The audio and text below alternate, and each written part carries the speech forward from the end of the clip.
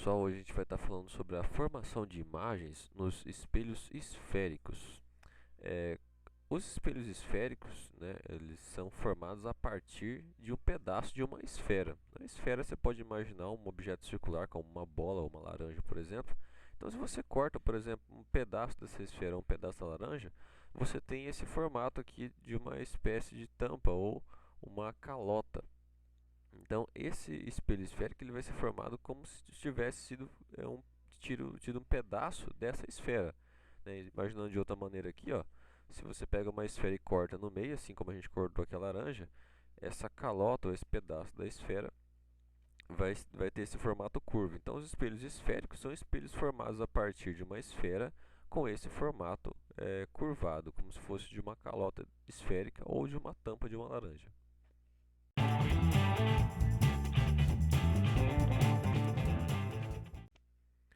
Bom, existem basicamente dois tipos de espelhos esféricos. Então, são dois nomezinhos para a gente gravar aqui, ó. Existe o espelho côncavo e o espelho convexo. Côncavo e convexo. A diferença básica entre eles é o seguinte, olha só, vamos imaginar aqui, ó, o formato deles como se estivesse sendo visto de lado, de perfil, né? Então, no espelho côncavo, a parte reflexiva é para o lado de dentro. Então, a luz incide na parte reflexiva para o lado de dentro dessa calota, desse espelho esférico. Então, essa é a parte do espelho côncavo. Quando a luz incide para o lado de dentro, de maneira paralela, ela sempre vai ser refletida de maneira a inverter o sentido dos feixes, né? Então perceba aqui ó, que os feixes chegam na parte interna e eles são refletidos de maneira invertida, sempre passando por um ponto único, um ponto que a gente chama de foco, que é onde vai estar concentrada a maior parte das incidências dos feixes de luz. Já no espelho convexo, a parte reflexiva é para o lado de fora do espelho. Então, observando aqui, ó, que sempre ele vai ser refletido de maneira a divergir cada vez mais os feixes de luz.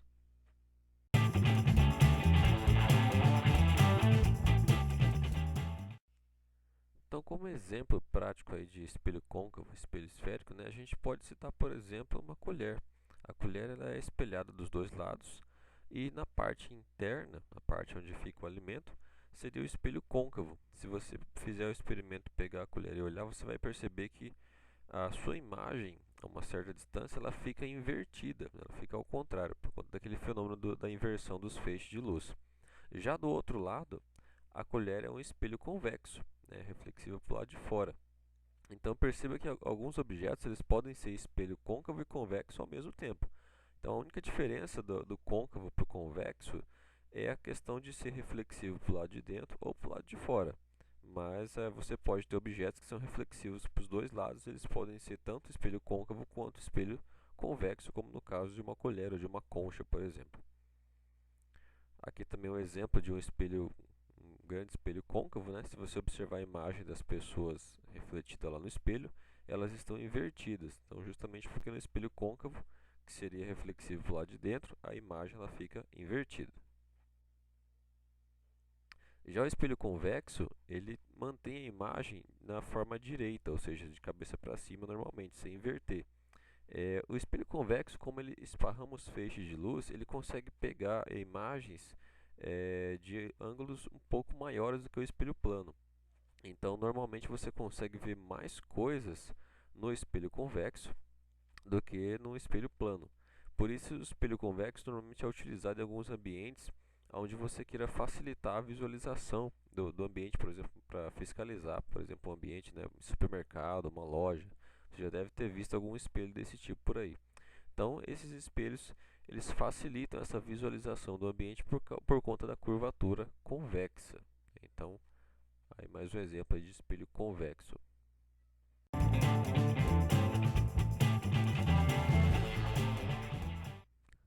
Bom, vamos ver aqui algumas características geométricas dos espelhos esféricos. Então, olha só, como eu disse, o espelho esférico é formado a partir de uma esfera, né? Então, a gente vai ter aqui uma relação entre o que a gente chama de raio e distância focal. Olha só. Então, eu fiz aqui a figurinha da esfera, né? E se você observar aqui, esse pontinho bem do meio, ele é o centro da esfera. E esse aqui, um pouquinho mais distante, a gente vai ver que é o foco do espelho. Então, olha só. O centro da esfera a gente vai chamar de centro de curvatura do espelho. Então, qualquer pedaço dessa esfera que você pegar, por exemplo, para fazer a formação do espelho, ele vai ter esse centro de curvatura, que é como se fosse o centro geométrico do espelho. Ou, em outras palavras, seria onde você colocaria, por exemplo, o compasso para desenhar esse espelho, para desenhar a esfericidade desse espelho. Então, é o centro de curvatura. E o foco é aquele ponto onde no espelho côncavo, por exemplo, você tem a concentração dos feixes de luz, a concentração dos raios de luz. Então, quando você incide a luz paralelamente a ele, eles são invertidos e eles se cruzam exatamente ali no foco. E existe um nomezinho também aqui para a superfície do espelho, que a gente chama de vértice. Então, o vértice é o ponto aonde a luz incide, no caso ali de maneira, essa linha reta aqui perpendicular, né? É o ponto que representaria a superfície do espelho. Esse Fzinho minúsculo representa a distância entre o foco e o vértice, que a gente chama de distância focal. E o raio da esfera a gente chama de raio de curvatura. E tem uma relação aqui que sempre vai acontecer por conta dessa esfericidade do espelho esférico.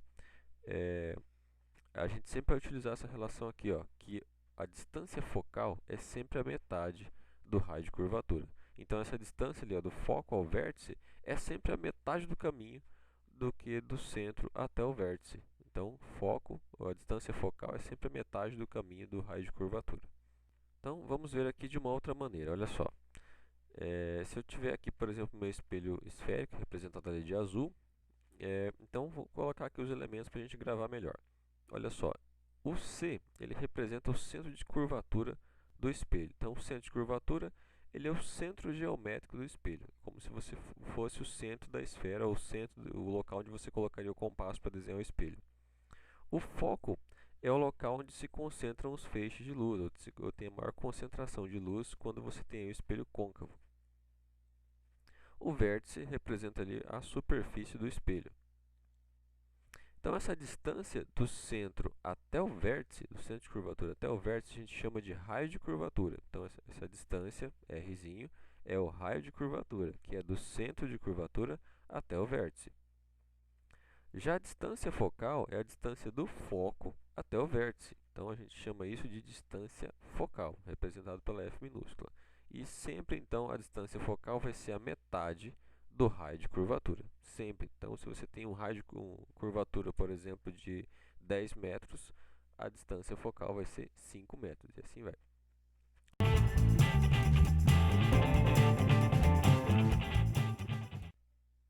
Bom, o centro de curvatura do espelho ele é apenas o centro geométrico. A gente vai trabalhar bastante aqui a ideia do foco, né? No espelho côncavo, no caso, o foco ele é onde tem a maior concentração de feixes luminosos. E existem alguns aparelhos, algumas situações onde essa forma de espelho côncavo ela é utilizada para concentrar, por exemplo, alguns sinais, principalmente de radiação de luz e outras coisas. Olha só, já parou para pensar, por exemplo, na posição daquele aparelho que tem nas antenas parabólicas? Então, olha só, a antena parabólica ela funciona como se fosse um espelho côncavo. E aquele aparelho ele fica posicionado exatamente no foco do que seria o espelho côncavo formado por essa antena parabólica.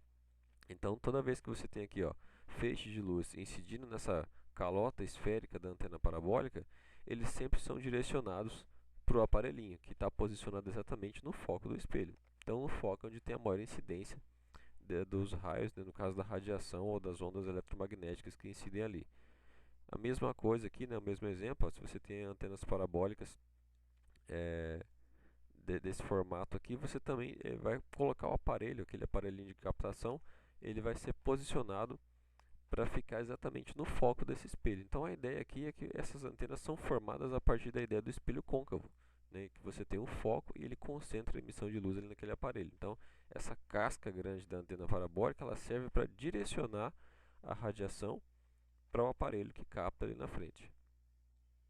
Um outro sistema bem bacana que está sendo ainda desenvolvido, mas é uma espécie de usina termoelétrica utilizando o aquecimento de água por energia solar. E eles utilizam vários espelhos côncavos para direcionar a intensidade da radiação solar para uns canos de águas e aquecer a água para poder ser utilizada no sistema de turbinas. Então eles utilizam o mesmo sistema, eles colocam o cano onde ficaria no caso o foco do espelho, né? Então ele direciona os raios de luz sempre para o foco do espelho onde está o cano para poder aquecer a água. Só que isso também já causou problemas, né? O espelho côncavo ele concentra a radiação solar em alguns pontos e se você direcionar, dependendo do tamanho do espelho e da forma como você coloca, você pode esquentar muito alguma região, e isso pode ser um problema. Por exemplo, em Londres eles construíram um prédio com uma superfície, a fachada aqui toda espelhada, e essa superfície ela tem uma curvatura, formando um enorme espelho côncavo.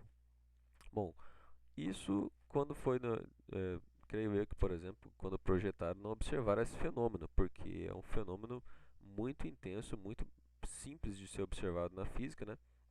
Mas talvez no projeto, por conta do design, não foi observado isso, porque ele formou um enorme espelho côncavo e o foco desse espelho ficou sendo concentrado na calçada logo à frente do prédio. Então, toda vez que a luz solar incidia sobre essa superfície espelhada do prédio, ele concentrava toda a luz nessa calçada aqui. E isso acabou dando alguns prejuízos, por exemplo, até carros estacionados perto da calçada tiveram como é que fala, alguns derretimentos até em algumas superfícies do carro por conta do extremo calor que se fazia ali naquela região. Era bem complicado você passar naquela calçada por conta que toda a luz do sol que incidia no prédio era concentrada num único ponto ali na calçada. Então esse prédio acabou virando um imenso espelho côncavo. Por isso também é muito ruim, por exemplo, você ficar jogando lixo na rua, principalmente próximo de regiões onde tem mato seco, porque às vezes um único pedacinho de vidro torcido ele pode virar um espelho côncavo, concentrar um pouco mais a luz solar e iniciar uma fagulha de incêndio, por exemplo, numa mata seca, né? Então, por isso é muito importante a gente não ficar jogando lixo e outros papéis, latas, esse tipo de coisa, no meio da rua ou no meio do mato, por exemplo, porque um único pedacinho de material reflexivo pode concentrar a luz do sol numa palha seca e iniciar uma queimada ou um incêndio.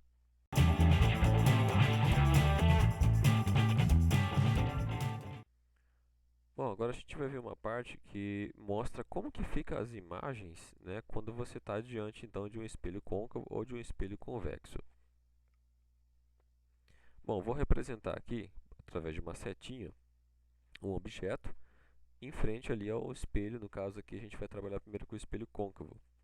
E a ideia aqui vai ser a gente gravar o que acontece com a imagem para cada posição específica em relação ao espelho. Então olha só, essa primeira posição aqui, ela fica exatamente em cima do centro de curvatura. Lembra aqui, ó, esse aqui é o centro de curvatura e aqui seria o foco. Então, o que acontece com o objeto quando ele está em cima, exatamente em cima do centro de curvatura de um espelho côncavo? Olha só, a primeira coisa que vai acontecer, não vou detalhar muito essa parte dos feixes aqui, só para a gente poder gravar mais rápido. Então, os feixes eles vão incidir de uma maneira que vão se inverter e vão formar uma imagem exatamente do mesmo tamanho, porém invertida. E essa imagem vai parecer que está sendo projetada para fora do espelho. Então, como é que a gente classifica isso? Olha só, a imagem no espelho côncavo, quando o objeto está em cima do centro de curvatura, ela fica invertida, ela fica de igual tamanho e ela é uma imagem real. Por que a gente fala de imagem real? Porque ela parece que está sendo projetada aí para fora do espelho. Agora, uma outra posição do objeto. Vamos supor que o objeto esteja mais afastado, né, em relação ao centro de curvatura. Então, ele está antes do centro de curvatura do espelho. Como que fica a imagem nessa situação?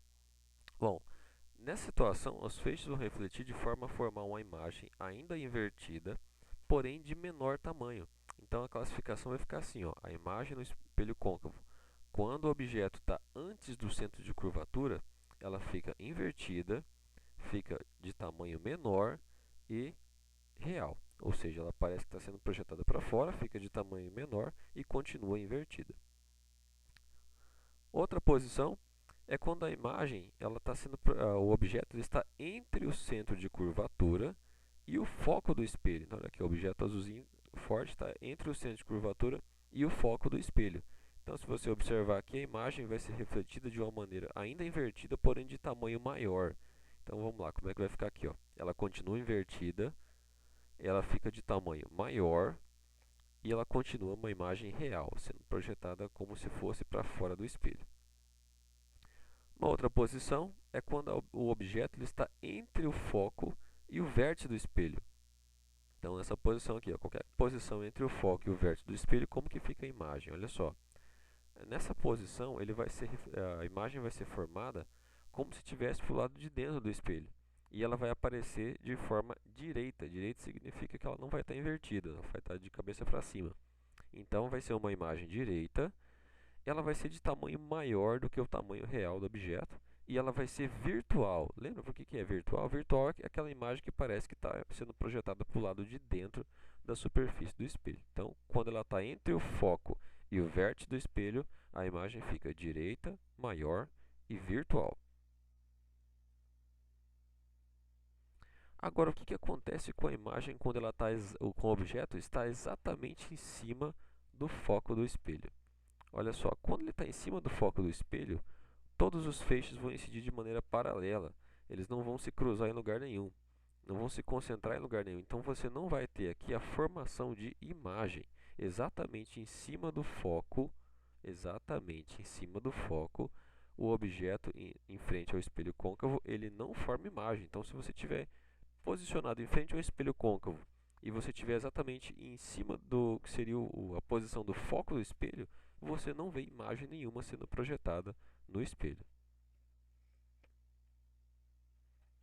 Agora no espelho convexo. O espelho convexo é bem tranquilo, olha só. Quando eu coloco o objeto aqui, a imagem sempre vai ser projetada